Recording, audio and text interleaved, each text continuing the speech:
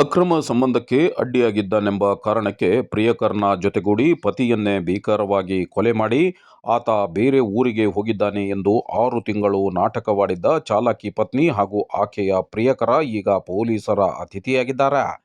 ಬೆಳಗಾವಿ ಜಿಲ್ಲೆಯ ಚಿಕ್ಕೋಡಿ ತಾಲೂಕಿನ ಕಡಕಲಾಟ ಗ್ರಾಮದಲ್ಲಿ ಈ ಧೋಖಾ ಘಟನೆ ನಡೆದಿದ್ದು ತಡವಾಗಿ ಬೆಳಕಿಗೆ ಬಂದಿದೆ. ಕಡಕಲಾಟ ನಿವಾಸಿ ಕೂಲಿ ಹಾಗೂ ಕುರಿ ಕಾಯುವ ಕೆಲಸ ಮಾಡುತ್ತಿದ್ದ ರಾಘು ಗಾವಡೆ ಕೊಲೆಯಾದ ದುರ್ದೈವಿಯಾಗಿದ್ದಾನೆ. ಈತನ ಪತ್ನಿ ಬಂಗಾರಿ ಗಾವಡೆ ಹಾಗೂ ಆಕೆಯ ಪ್ರಿಯಕರ ರಾಮ ರಾಣ್ಗೆ ಬಂಧಿತ ಆರೋಪಿಗಳಾಗಿದ್ದಾರೆ.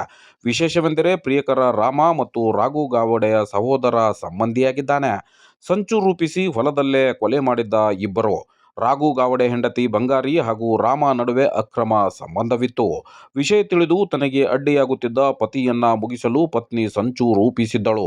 ಯೋಜನೆಯಂತೆ ಪತಿಯನ್ನ ಹೊಲಕ್ಕೆ ಕರೆಸಿಕೊಂಡು ಪ್ರಿಯಕರನ ಜೊತೆ ಸೇರಿ ಕೊಲೆ ಮಾಡಿದ್ದಳು. ಬಳಿಕ ಶವವನ್ನ ಬಾಂಧವ್ಯದ ಕರುಣೆ ಇಲ್ಲದೆ ಹೂತು ಹಾಕಿದ್ದರೆನ್ನಲಾಗಿದೆ. ಕೊಲೆಯಾದ ನಂತರ ಯಾರಿಗೂ ಅನುಮಾನ ಬಾರದಂತೆ ಗಂಡ ಕುರಿಕಾಯಲು ಬೇರೆ ಜಿಲ್ಲೆಗೆ ಹೋಗಿದ್ದಾರೆ ಎಂದು ಪತ್ನಿ ಬಂಗಾರಿ ಎಲ್ಲರನ್ನೂ ನಂಬಿಸಿ ಸುಮ್ಮನಿದ್ದಳು. ದಿನಗಳು ಕಳೆದರೂ ರಾಘು ಮನೆಗೆ ಬಾರದೇ ಇದ್ದಾಗ ಆತನ ಅಣ್ಣ ಲಗಮಣ್ಣ ಅವರಿಗೆ ತೀವ್ರ ಅನುಮಾನ ಮೂಡಿದೆ. ಸಹೋದರನ ಸುಳಿವು ಸಿಗದಿದ್ದಾಗ ಲಗಮಣ್ಣ ಗ್ರಾಮದ ಹಿರಿಯರಿಗೆ ವಿಷಯ ತಿಳಿಸಿದ್ದಾರೆ. ಪಂಚಾಯಿತಿ ಮಾದರಿಯಲ್ಲಿ ಹಿರಿಯರು ಪತ್ನಿ ಬಂಗಾರಿಯನ್ನ ಕರೆಸಿ ತೀವ್ರ ವಿಚಾರಣೆ ನಡೆಸಿದಾಗ ಆಕೆ ವಿಧಿಯಿಲ್ಲದೆ ತಾನು ಮಾಡಿದ ಭೀಕರ ಕೃತ್ಯವನ್ನ ಒಪ್ಪಿಕೊಂಡಿದ್ದಾಳೆ.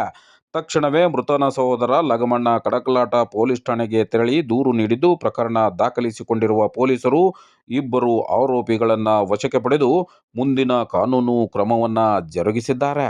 ಪತಿಯನ್ನ ಕೊಂದ ಹೆಂಡತಿ ಕೆಲವೇ ಮೀಟರ್ಗಳ ಅಂತರದಲ್ಲಿ ಅಲ್ಲಿಯೇ ಜೀವನ ನಡೆಸುತ್ತಿದ್ದಳು.